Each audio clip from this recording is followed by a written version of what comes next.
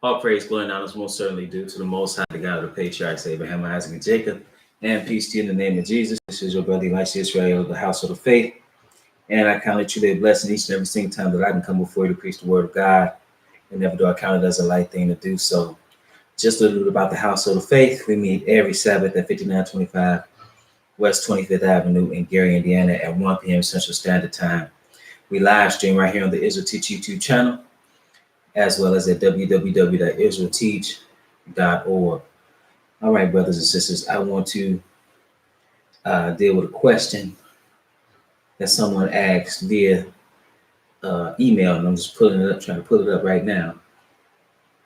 And it was a question about divorce. And give me a moment to find it. It's one of those things that divorce, I'm saying marriage in general, particularly divorce, monogamy, polygyny, are things that are so misunderstood. And the reason that they are misunderstood is because they have been in part misinterpreted based on European standards. And really, when you look at what the Bible is actually saying, sometimes you have to go to the Hebrew or what the Greek is saying. You find out that it might be saying something a little slightly different than what you thought. But this is relatively a basic question, but I did want to answer the brother's question. And in answering the question,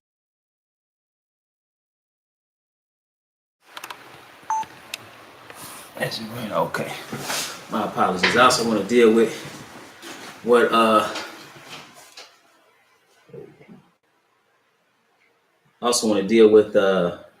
here it is. Some other things so we can understand what's happening. Okay, so this brother said, good evening. I had a question related to marriage and divorce. If someone divorces their spouse because they committed adultery, is remarriage permissible? Okay, so now let's just go to the beginning. Peace to everybody that's listening. Let's go to the beginning and just see. Let's start off. Like I said, marriage is misunderstood. It's clear that marriage is misunderstood today, because you have it to where people who is not even qualified to be married are call themselves being married today. When I'm talking about qualified to be married, I'm talking about people of the same sex being married. That's not even possible biblically. Genesis, the 2nd chapter, verse 18.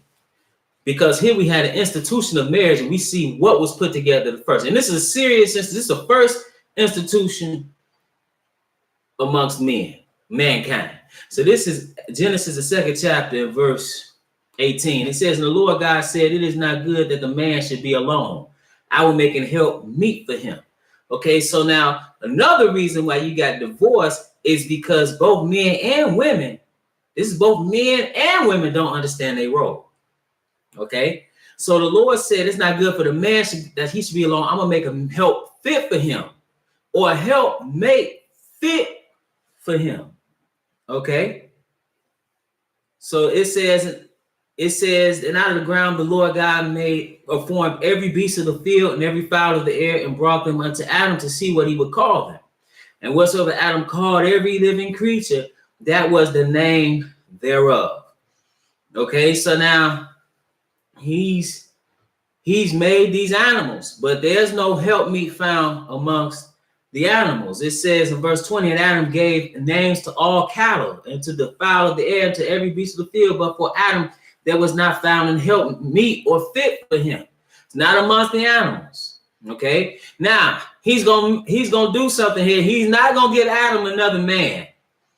Okay, so it says in verse 21, we know this, and the Lord God caused a deep sleep to fall upon Adam. He anesthesia, if you will, and then he performed surgery. And he slept, and he took one of his ribs. He took the part that regenerates. The rib actually grows back.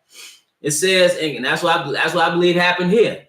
That's why he took the rib. It said, close up the flesh instead thereof, and the rib which the Lord God had taken from man made he a woman, and brought her unto the man. So it was about having a help fit for him.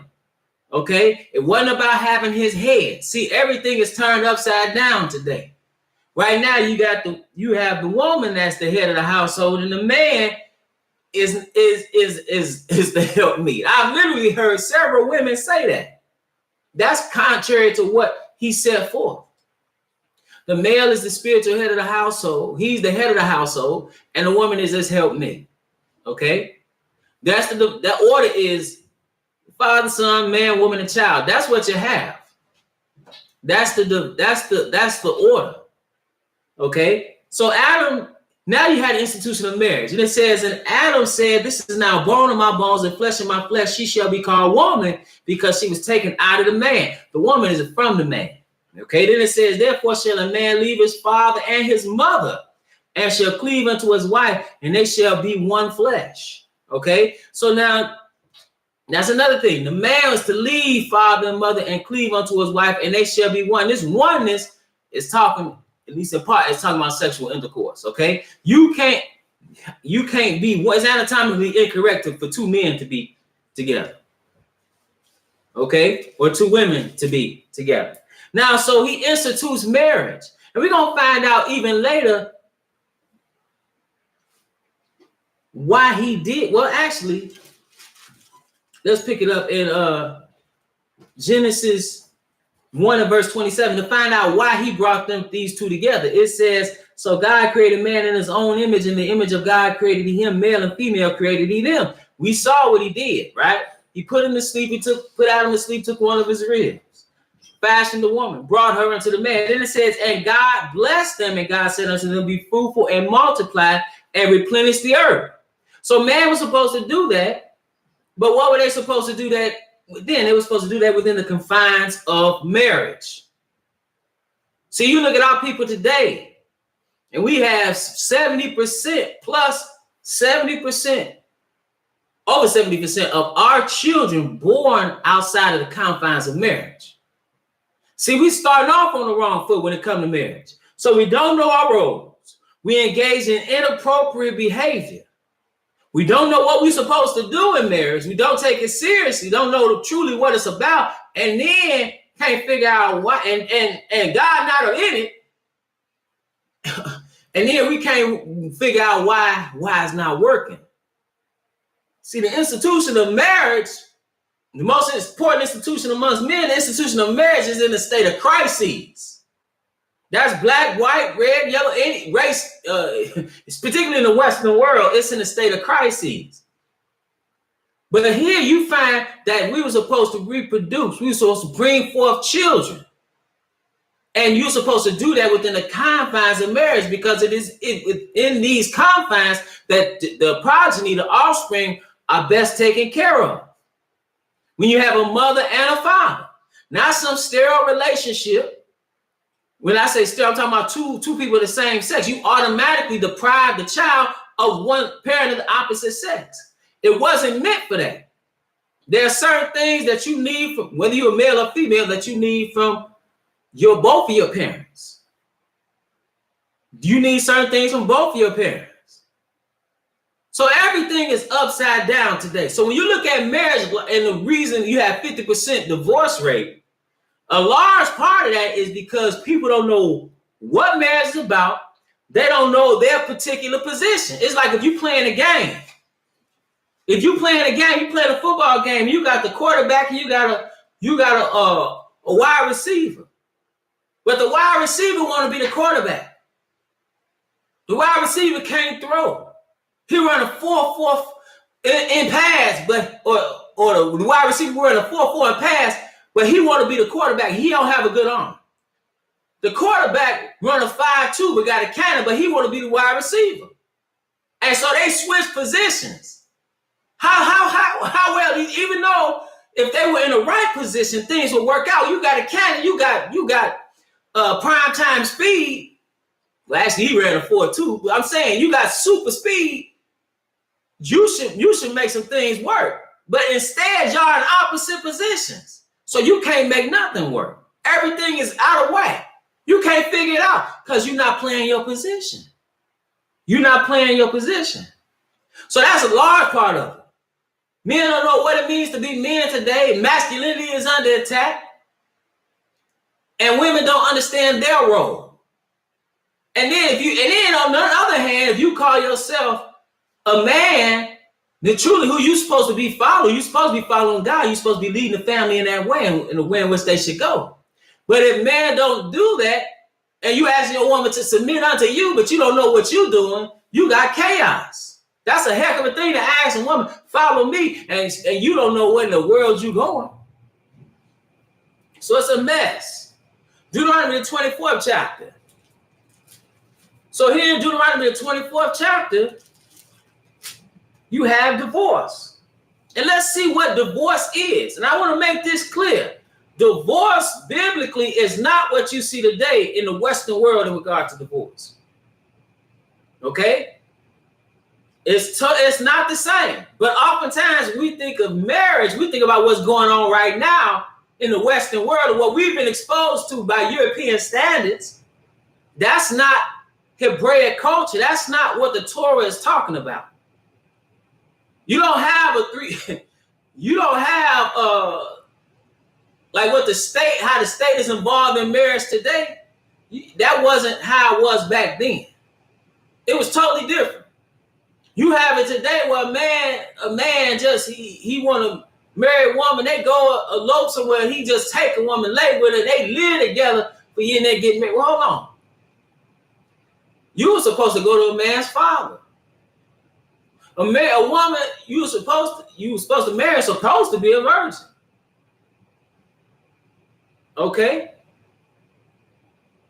It wasn't supposed to be that just you, by the time you get it, she done been with 10, 20, 30 men, and now you gonna get on your knee and ask her to marry you. No. It wasn't that you were supposed to just move in with your woman. It wasn't that you were supposed to just live off of her. It wasn't that just she's supposed to direct the children spiritually. That's not what's supposed to be. But that's what you're saying. But here in Deuteronomy 24, you see divorce. And what a divorce is according to Torah. It's different from what you see today. So it says in Deuteronomy the 24th chapter, verse 1, it says, when a man have taken a wife and married her, and it come to pass that she find no favor in his eyes because he have found some uncleanness in her, then let him write her a bill of divorcement and give it in her hand and send her out of his house. Okay, now, what is divorce? First and foremost, let me say this. You do not, as far as the Torah goes, a woman was in no position to divorce a man. A divorce is something that men did. And it was a two-step process. The first step is writing out a bill of divorcement. That's step number one. Let me go back a bit. Let me go back to what I said just a moment ago. Women did not divorce men.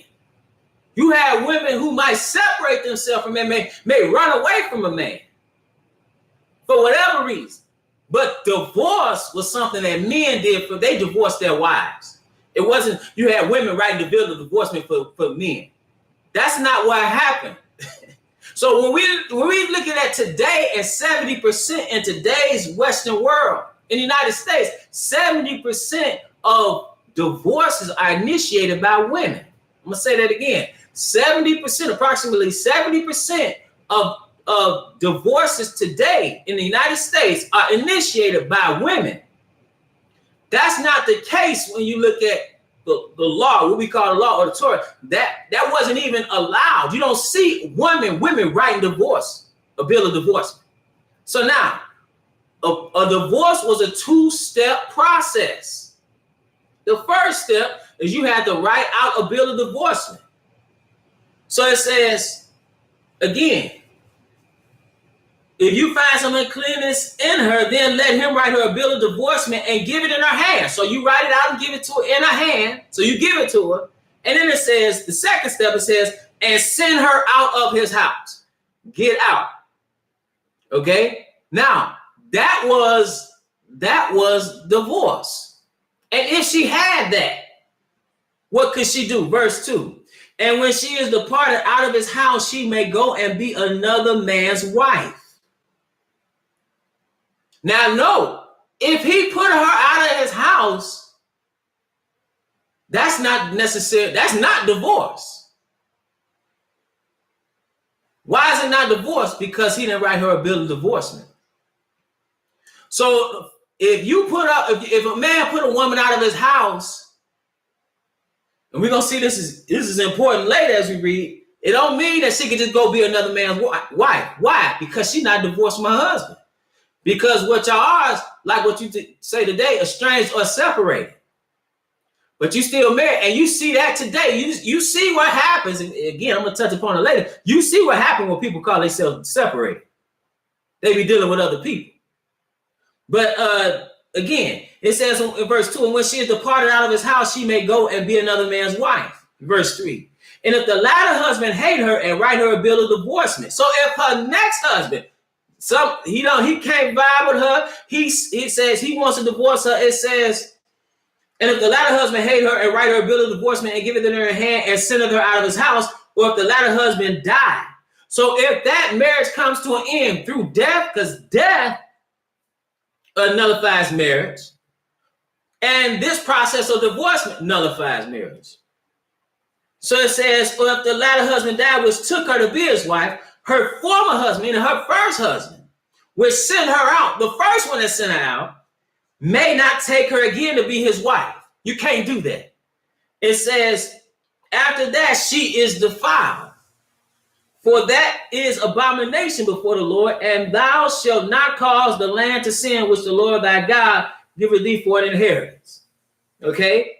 So now, you can't do that. Let's go to Malachi. This is the last book in the Old Testament, Malachi chapter 2. Because let's find out something here men were doing. Malachi, the second chapter, and we're going to pick it up at verse, let's see. Now he's talking about what these men were doing. This is Malachi, the second chapter. And I'm going to pick it up at verse 13.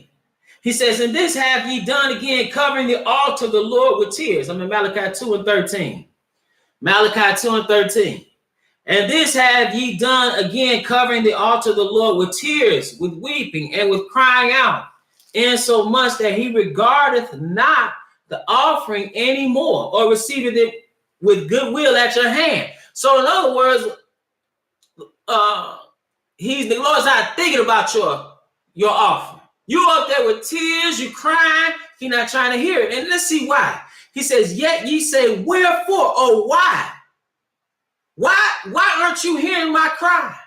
Why aren't you having respect to my offering? He says, because the Lord hath been witness between thee and the wife of thy youth. So he said, because he's seen how you treated your wife.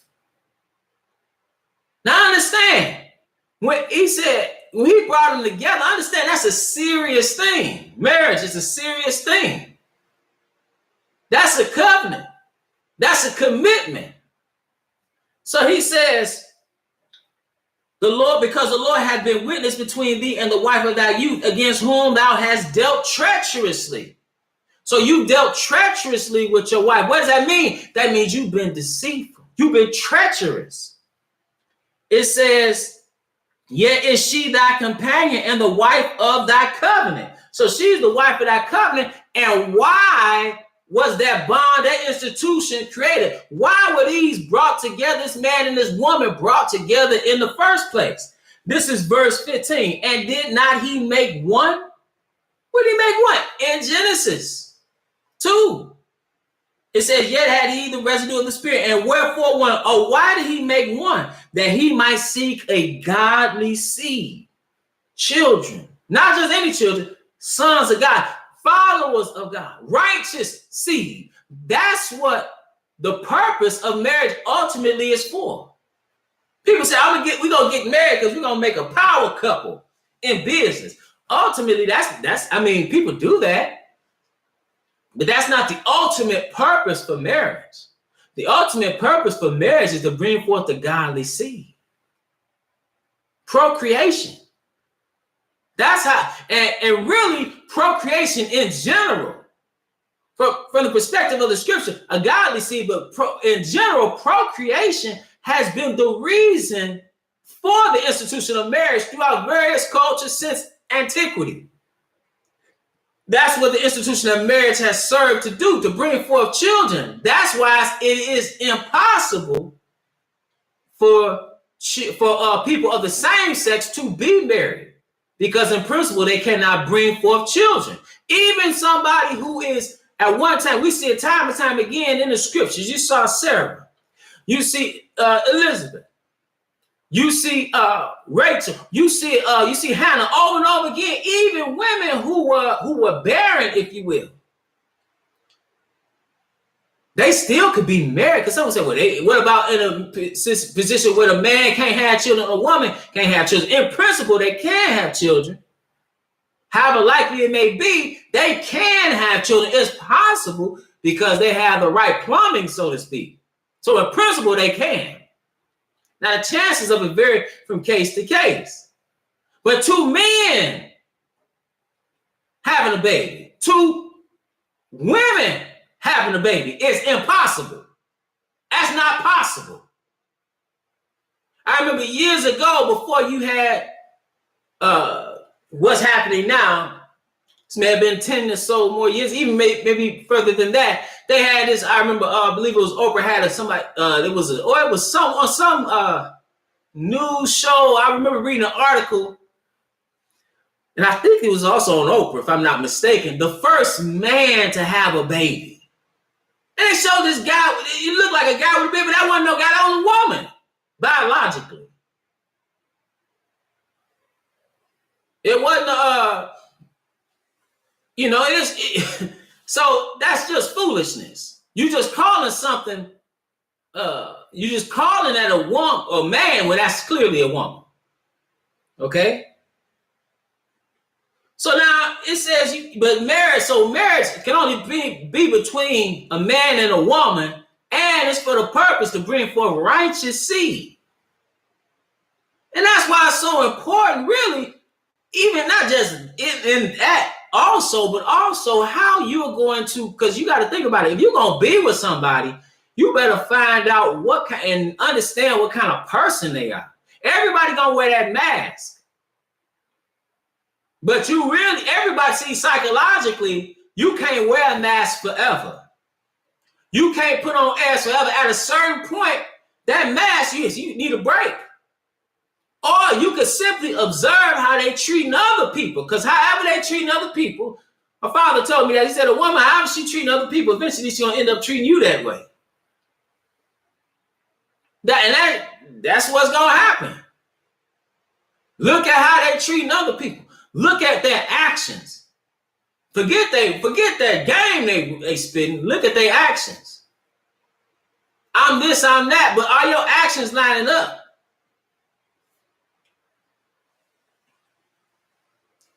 And I'm talking in the word. I'm not talking about in the world. I'm talking in somebody in the truth.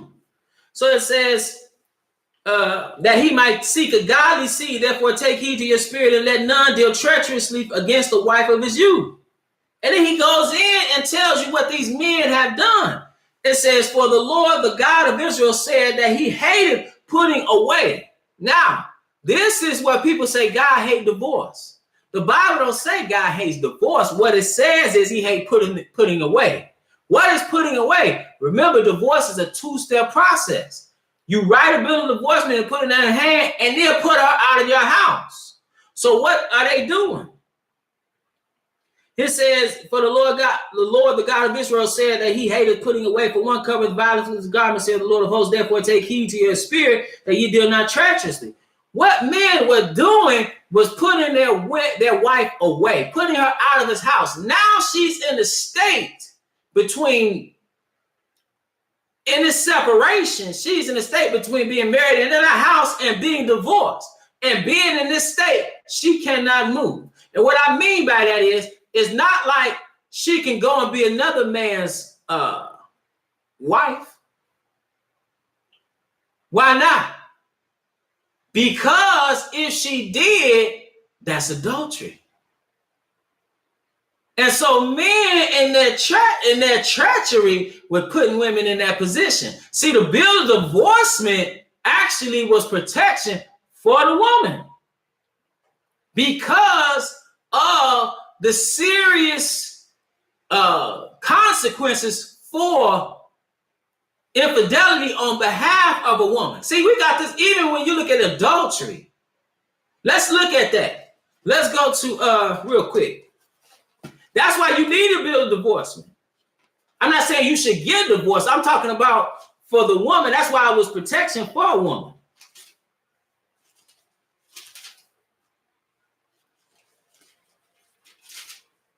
Give me a second. Let's go to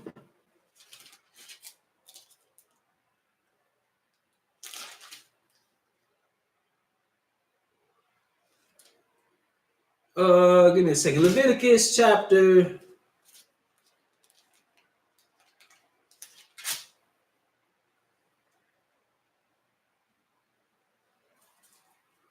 Give me a second.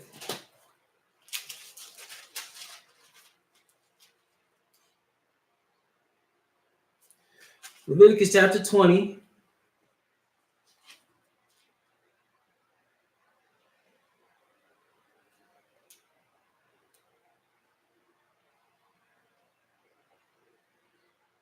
Well, actually, hold on.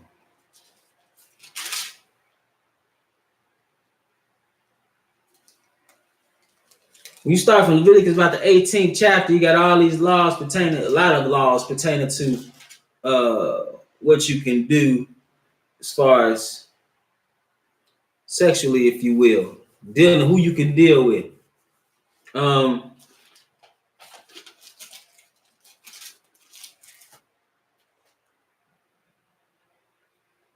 Okay, so do Leviticus the 20th chapter.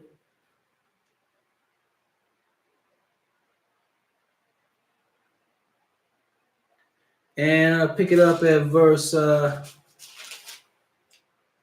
10. It says, and the man that committed adultery with another man's wife, even he that committed adultery with his neighbor's wife, the adulterer and the adulteress shall surely be put to death. Okay? So now that was a serious thing that can get you killed. Okay? Now I want to pick it up in Leviticus 18 or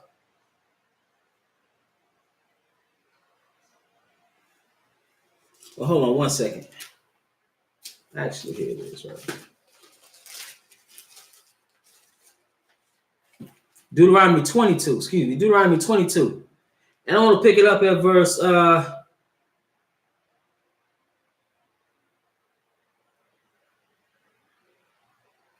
22 and 23. Deuteronomy 22 and 23. It says, if a damsel that is a virgin be betrothed unto an husband,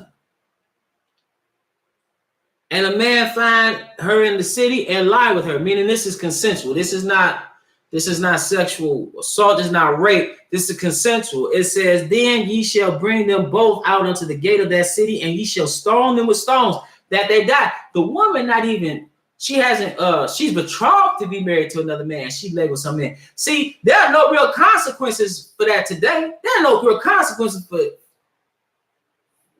really for women during this period. Because what I've seen cases where a woman has stepped out on a man she was engaged to and don't want to get a ring back. See, that's all we all Western culture giving rings in marriage. They gave dowries. As far as when you look at Hebraic culture, it wasn't no ring. That's Roman. But nevertheless, it says, if a damsel that is a virgin be betrothed unto a husband, and a man find her in the city and lie with her, then ye shall bring them both out unto the gate of that city, and ye shall stone them with stones that they die. The damsel because she cried not, being in the city, and the man because he has humbled his neighbor's wife. She was on the same level as a wife in this regard, even being betrothed, or what they would call today in the Western world like being engaged. That's the same thing when Mary. The Messiah's mama ended up pregnant, and Joseph was going to put her away privately, not willing to make her a public example. Why? Because he could have had a stone, just like the woman that they brought before the Messiah. who they say we caught her in a very act of adultery. The law say stone, and what says you? He kept right in the ground. He said he was without sin, let him cast the first stone. Because if you caught it in the very act of adultery, you're supposed to, her and the man, since you caught him in the very act, like you said, your own words testify to how you are unrighteous in your judgment. Why are you bringing the woman only when you say you caught them both? So that means the man and the woman are supposed to be stoned. But nevertheless, so that's why it's a serious thing. So when you putting a woman, I say all that to say, when you putting a woman in a position to where she's in this state where she's out of her household, and it's not like today where women economically are doing much better than a lot of men, particularly our people. The women are doing better in a lot of cases, as far as degree. Acquisition of degrees, starting businesses, they're doing better. So now you have women, like I talk to brothers, and the brother, they talk about their house in disarray. I'm like, well, how'd y'all start? What happened? Well, she had kids. I moved in with her. First mistake. Because just like you moved in, what do? Who paid the bills? She paid the bill. You know, I help out when I can. Second mistake. Because if you put yourself in a position for her to tell you, I'm paying the bills, I ain't got to listen to nothing you say. Matter of fact, why don't you get out? She kicking you out. But nevertheless, in this place, it wasn't like she could just go down to the local Walmart. You saw the destitute state that Ruth was in. When you read Ruth, and how her husband died, and they were just gleaning Boaz's field. Because that was a system of welfare that was set up. You read that in the Torah as well. Okay? So now, and it wasn't like today where you just had women having children outside of wedlock. Where men not taking care of them. The Bible tells you a man who don't take care of his household is worse than the infidel. And you don't see baby showers for children born out of wedlock. See, we got all kind of inappropriate stuff going on amongst our people. But nevertheless, at this time, even here, you will put a woman in a very terrible state. So when she out of her house, and then at the same time, she can't be another man's husband legally. Because what happens is, what happened. Think about what happened today when people talk about people is separated, act like they ain't even married. You got cats today dealing with women they know married, but they separate. They about to get a divorce. Are they divorced? They not divorced. So basically, you commit adultery. That's what you're doing. They still together. They might be separated. They might be estranged. That's still that man's wife. You can't justify that. Well, he ain't living that man. That's still that man's wife. Now let's go to and some will say, well, what about on the other end? That's why I say we got this thing, we looking at this thing totally confused. You say, what about a man that's married dealing with another woman? That's not unless that's another man's wife, that's not adultery. I'm gonna say that again. If a married man, he have a wife, he dealing with another woman that's not his wife, and she's not married, that's not adultery. Now that could be fornication, illicit sexual behavior, but that's not what adultery is. See, adultery in the Western world, because the reason I say that is because the Western world purports monogamy, which is not really monogamy. It's pseudo-monogamy. It's not real monogamy. But they claim to have monogamy in marriage. You marry one person and get tired of marrying somebody else. That's what happens. But from the Western perspective, a woman commits adultery when she deals with somebody outside of her marriage, and a man commits adultery when he deals with somebody outside of his marriage. But that's not from Hebraic culture, nor is that Torah, because they dealt in polygyny. So that's why I say it's different. But it wasn't that a man was supposed to be dealing with all these women and they not married. That's fornication. So now let's go to Matthew the 19th chapter. Matthew the 19th chapter. So it says now listen, first and foremost, now we get to a point where I talked about interpretation of what the book is saying, because you have to know, you have to really go back in this case and look at the Greek and see what it's saying to understand. Because again, when they're interpreting this, they're interpreting it from their perspective. Okay? And I'm gonna show you that. Matthew the 19th chapter and verse 3. The Pharisees also came unto him tempting. Now they're coming unto the Messiah. They're tempting him. Now know that they're tempting him. And it says, the Pharisees also came unto him, tempting him, and saying unto him, is it lawful for a man to put away his wife for every cause? Now, put away is not necessarily divorce. It's not the putting away is putting her out of your house, which is what we were reading about in Malachi, which is what the men were doing. So when you look at the word, putting away,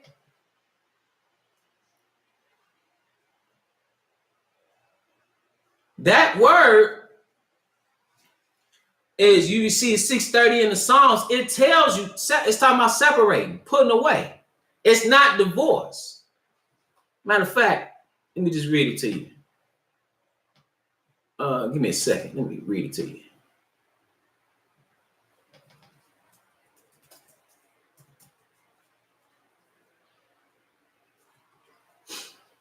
Okay, so when you look at that in the Greek,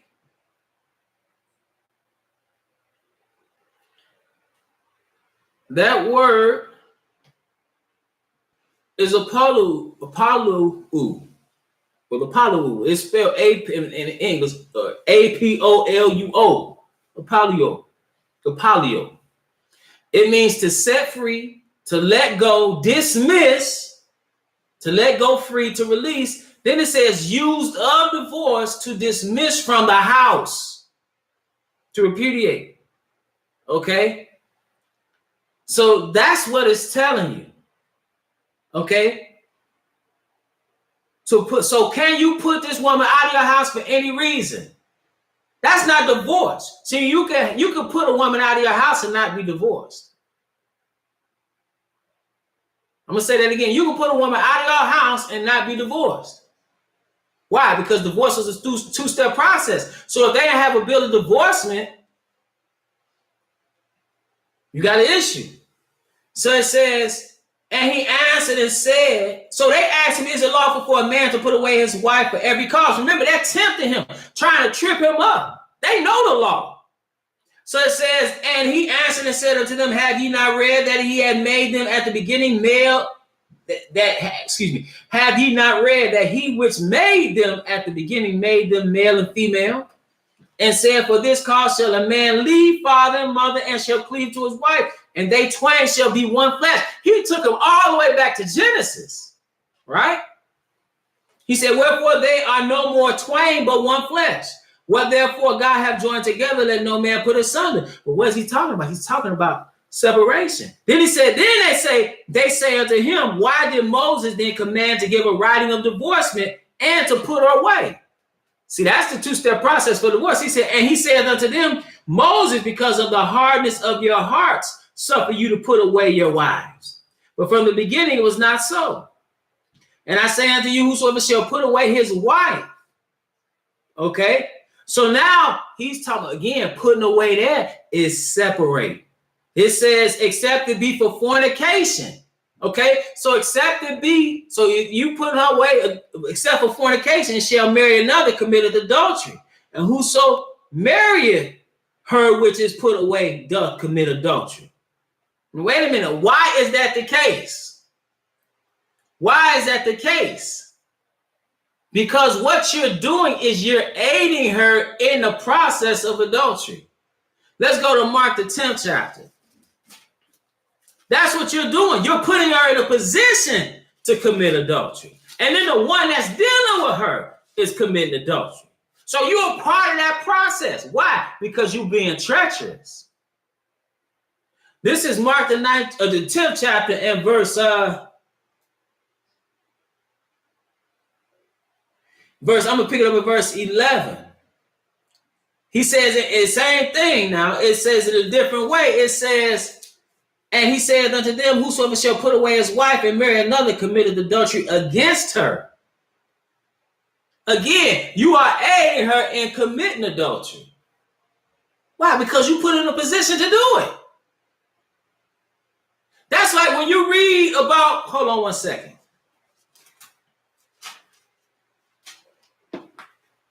Give me 1 second. See, you put in her position, and the man that's doing that know he doing that. Because he knows she can't go out and legally get married. I'm going to just leave her out there. Basically punishing her and being spiteful. That's why I said because of the hardness in your hearts. Hold our finger here. And let's go to John the 4th chapter. We're going to hold our finger here in Mark 10, go to John the 4th chapter. Let's pick up something here.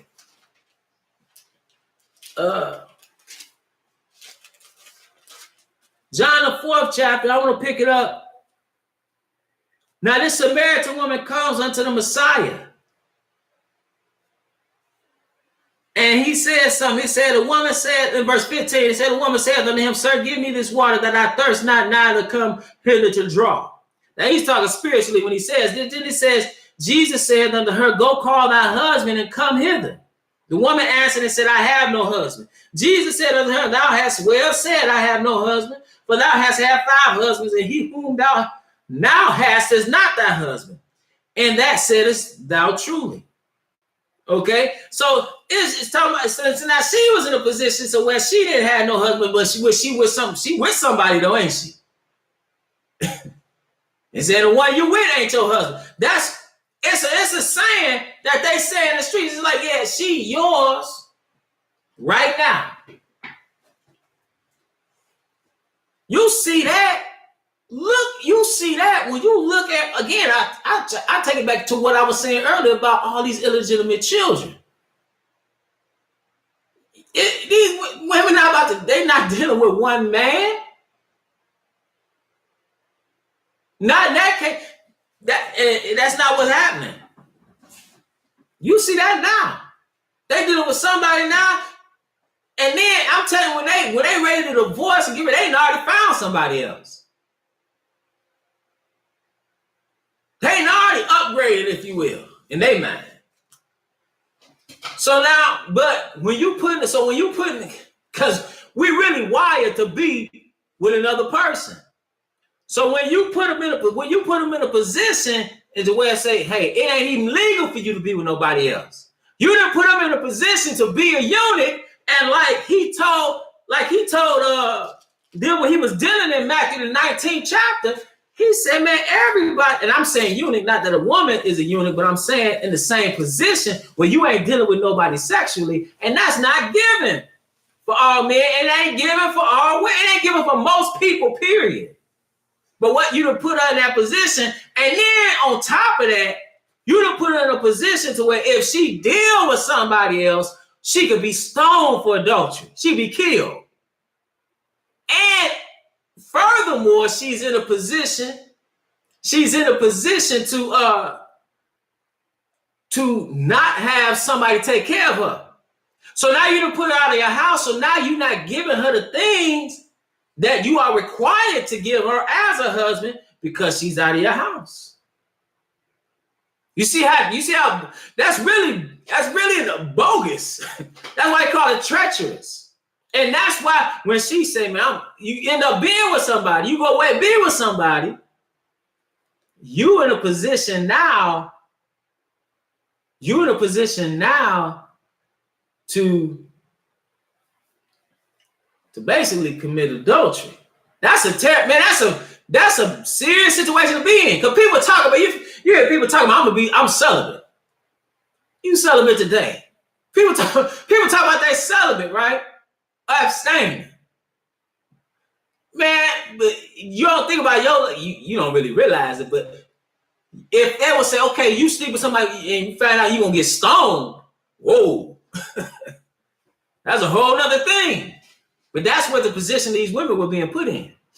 So now the question was initially though, and I just want to clear some things up on when we reading about divorce. Because let me say this, divorce is not something that you should be trying to do. The Bible's telling you should be trying to work these problems out. The marriage is not easy.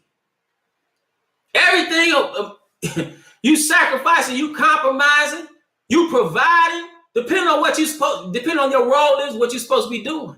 It's not easy. It's not something that you should go into just willy-nilly. Anybody that's been married know that. You wake up, look at that person, and say, what am I doing here? Who is this? That's what you chose. But now the question was initially, can you divorce or can you remarry? Yes, you can remarry. Somebody commit adultery. Yeah, you can remarry. Absolutely.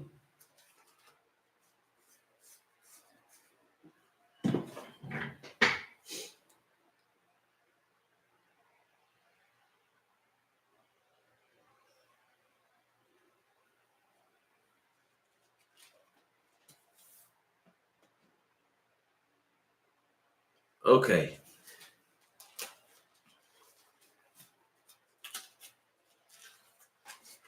So now I want to go to something here because people say, well, if you can't be remarried, let me go to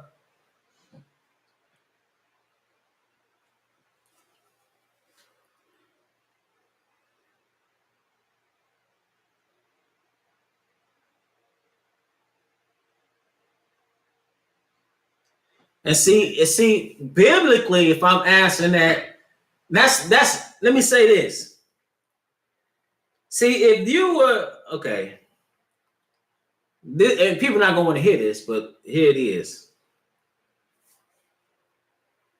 If that man, at least lawfully, I'm talking Bible now, if that man went and was engaged and had another wife and still wanted to be with you, legally, biblically, he could do that. See, I know from your mindset, you're thinking like he's gone this way and I'm not going to deal with him at all. And he's obviously not dealing with you anyway. You probably believe and he probably not. I don't know. But let me read it here. Let me read something here in 1 Corinthians, the 7th chapter. It says something here. It says, but if verse 15, it says, but if the unbelieving depart, let him depart. A brother or sister is not under bondage in such cases, but God have called us to peace. See, and if you talking about being separated in a person, now you be separated, y'all just separated. Just separated. Don't try to work that out. But if the person said, man, I ain't thinking about you, and they divorce you, ain't nothing you can do about that.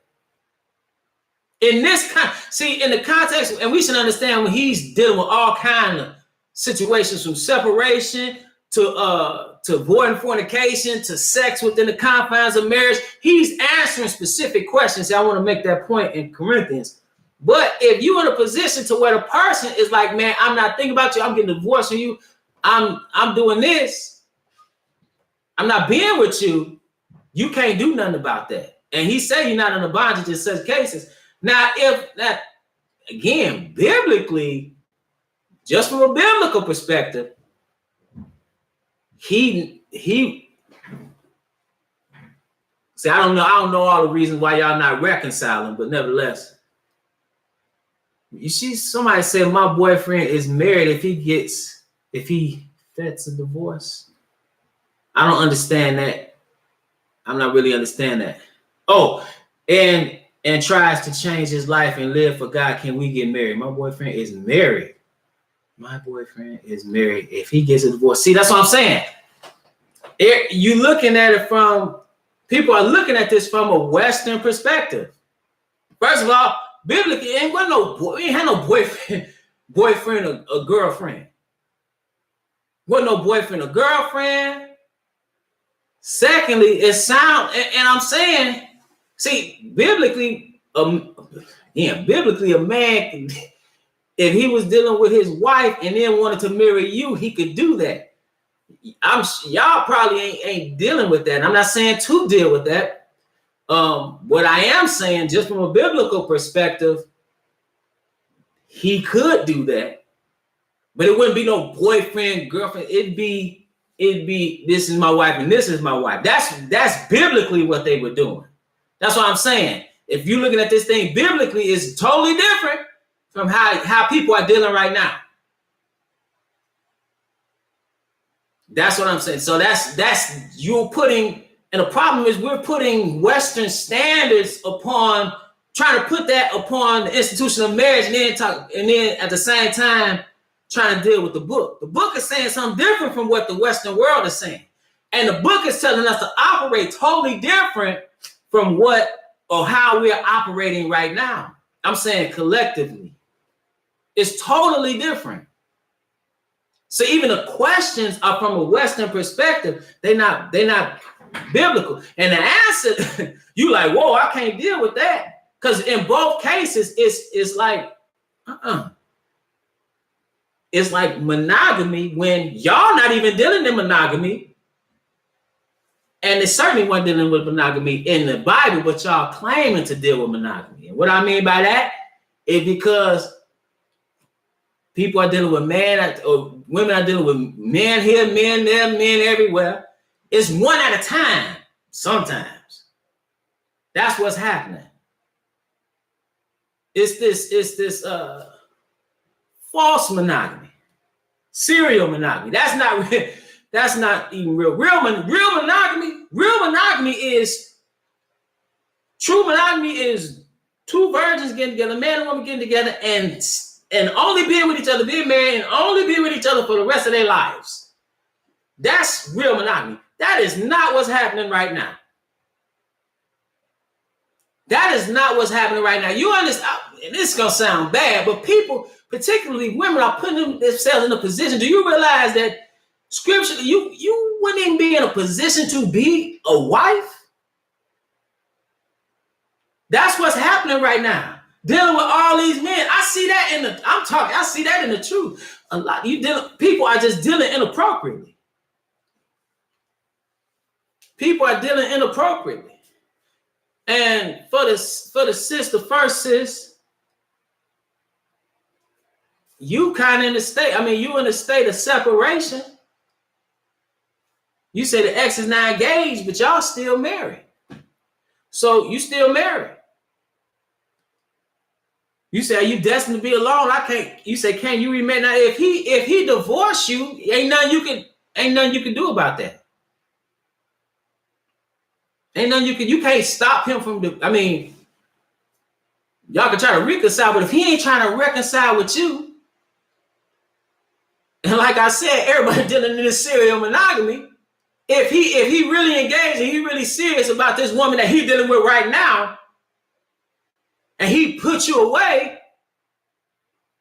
or write you a bill of divorcement, I should say, or get divorced from you, then okay. A lot of times we need to be quiet. I'm gonna be quite honest. A lot of times people need to sit still. Because people, and I'm not saying you, I'm just saying in general, because people want to be in these relationships and oftentimes they ain't got themselves together. You see that with men a lot. I'm gonna talk about men. You see men, they're getting in a position, I want a woman, I want a wife. Are you in a position to take care of a wife? Are you in a position to take care of the children that she gonna have? Do you have some kind of skill? Do you have something that you're doing that's gonna put food on the table, clothing on this woman, children, clothing on these children, and food in their bellies, and a house and a roof over them? Well, you drive. What you do? You drive a truck. You do construction. You're a plumber. You You got your master's in business administration. What is? You got to have something. You got to have something. It don't have to be a mansion, but you got to have something. You're not in a position. Otherwise, you're not in a position. You can't take care of yourself. You can't take care of these children and this woman, which is your duty. That's what you're supposed to do. That's what should be driving you. That's just like and women, a lot of times you be in a position to where you put yourself in a position that you don't want to be in. See, I can tell from the question, or at least it seems to me, from the question, you're not trying to deal with a man in a situation to where you're going to quote unquote share a man. What's going on is, and you see that, and see monogamy, that's why monogamy in the Western world has been practiced is such bull. Because women still going to be dealing with these men. Women still going to be competing for men whether they married or not. They're going to try to quote unquote steal him.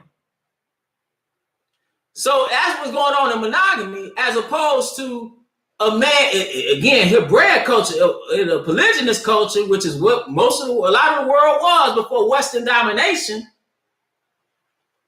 It was a man who was capable would take more than one wife. That's what was going on biblically. So it wouldn't be, well, he got to leave her to be with me. No, y'all would work as a unit. And you see that it's all over the Bible. And it is not condemned in the Old Testament or the New Testament. But we bring Western mindsets and try to apply that to the Word of God. And try to look at our situation through the lens. That's why things looking blurry. That's why stuff is looking blurry. Because we don't have a clue about really even coming into the truth. We still come with the same mindset when the Bible not telling you nowhere that you have to deal in total monogamy. And I'm saying that because of the questions. See, that man wouldn't be, well, anyway, I don't know the whole situation, so let me not say that. But say, I don't know, man, this is hard. I think the only way one can remarry is if the spouse dies. Gino Jennings is my cup of liquor. LOL, but I have to agree with him on this video. I don't give a damn what you agree with. And what I mean by that is, I'm not telling you what Gino Jennings say. The Bible not saying that. Gino Jennings, I'm just not Gino. You believe in Gino Jennings and what he's saying, then that's fine. That's what you believe. I don't care what you believe. This ain't Gino Jennings' platform. And he got a big platform. He all over. He telling you this, but at the same time, he ain't keeping the Sabbath. He not keeping the laws of God. He not keeping the laws of God. I don't care about that. I got to believe like what you say. I got to go with him. Well, go over where he at then. It's just that simple. Act like this is not no, I'm gonna say this. This little small page right here is not no democracy. This not no democracy. This not your opinion. It ain't even my opinion. I'm reading a book. And I'm telling you, when you look at the language, and when you look at the Greek and what's said, oftentimes he's talking about separation. I don't care about man. Go if you want to listen to Gino Jennings, be my guest. Go ahead. I'm not keeping you here. And you are entitled to believe whatever you want to believe. That don't change nothing I'm saying. Because Gino Jennings said I'm supposed to change. And that man is doing what he's doing. I ain't got nothing to do with that. You talking about I got to believe in Gino Jennings on this one. Man, I listen to a lot of things. You got to dealing with these questions. And I guarantee you, I would probably listen. I can't say without certainty, but I'll probably listen to 10 times more Gino Jennings than you have. People come up here talking about Farrakhan. I didn't probably listen to 20 times more Farrakhan than you have.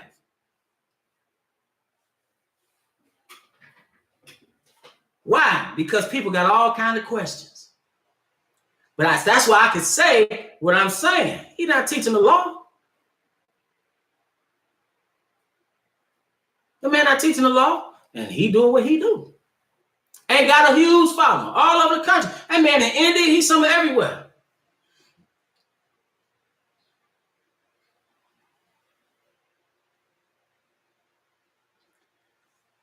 So you're gonna take this out of context to mean what? So you're not gonna deal with what 1 Corinthians 7 said. It said, but if the unbelieving depart, let him depart. A brother or sister is not in the bondage in such cases. Now let's go to I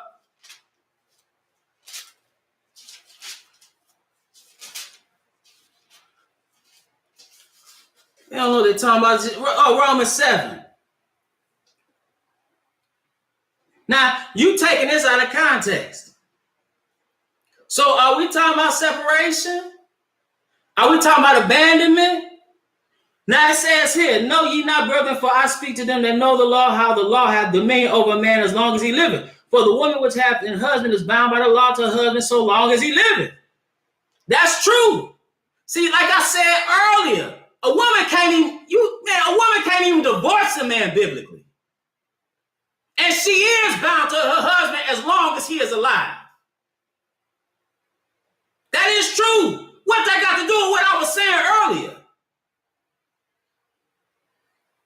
Like I said, when I talked about it in Deuteronomy 24, a woman can't even divorce a man biblically. A woman is bound to her husband. It said, for the woman hath an husband is bound, a woman which hath an husband is bound by the law to her husband so long as he liveth. And when he died, she is no longer bound to him. That nullifies that marriage. What's your point? It says she is loose from the law of her husband. That's if he died. So then if while her husband liveth, she be married to another man, she shall be called an adulterer. Adulteress. That is true. She is an adulteress if she go and deal with another man. What's your point? See, like I said, man, people got this all mixed up. But if her husband is dead, if her husband be dead, she is free from that law, that she is no adulteress, though she be married to another man. That don't mean you can't just read something out of context and apply it to everything. Yes, death. I even said death is a man. I said that earlier. Why are you saying that? Because you don't know what you're talking about.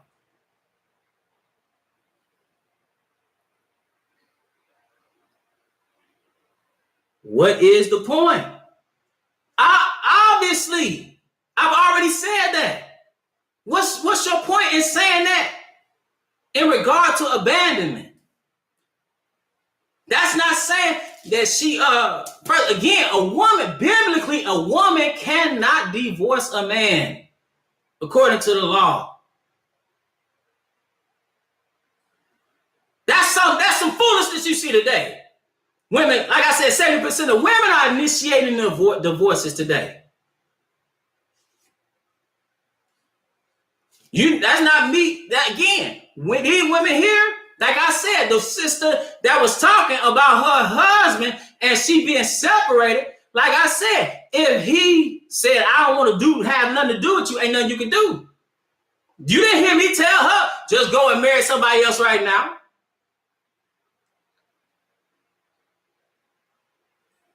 Man, every time I go, some tell me, man, you know what? Just disable comments. People come on here talking crazy.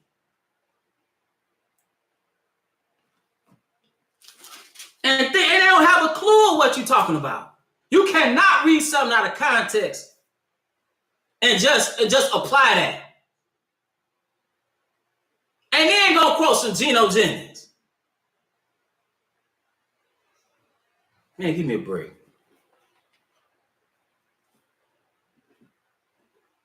Give me a break. You need to go over that then.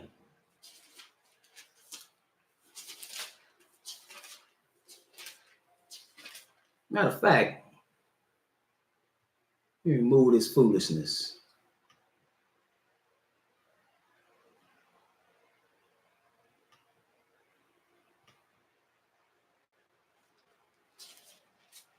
I think I'm gonna go with Geno Jennings on this one. I don't know, man. You said it right. That's the thing you got right. I don't know. That's what you got right.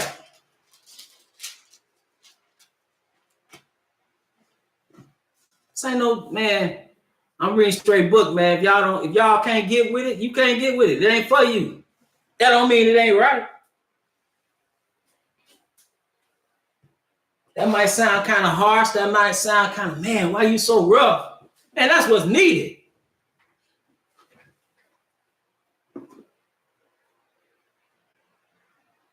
That's what's needed.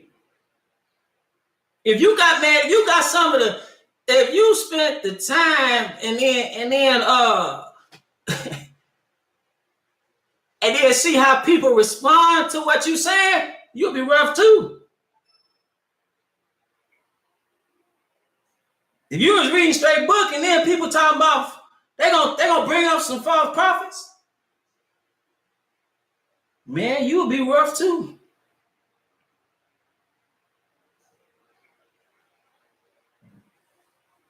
With that, brothers and sisters, we at the Household of Faith meet every Sabbath at 5925 West 25th Avenue in Gary, Indiana at 1 p.m. Central Standard Time. We live stream right here at the Israel Teach YouTube channel, as well as at www.israelteach.org. If you've been edified through the ministry, you can leave a donation. 100% of the proceeds go to the work of the ministry. That's 100% of the proceeds go to the work of the ministry. What else? Man. That, brothers and sisters, so it's my prayer that you were edified. And peace to everybody. Peace to you. Everybody that's listening. It's good to see you.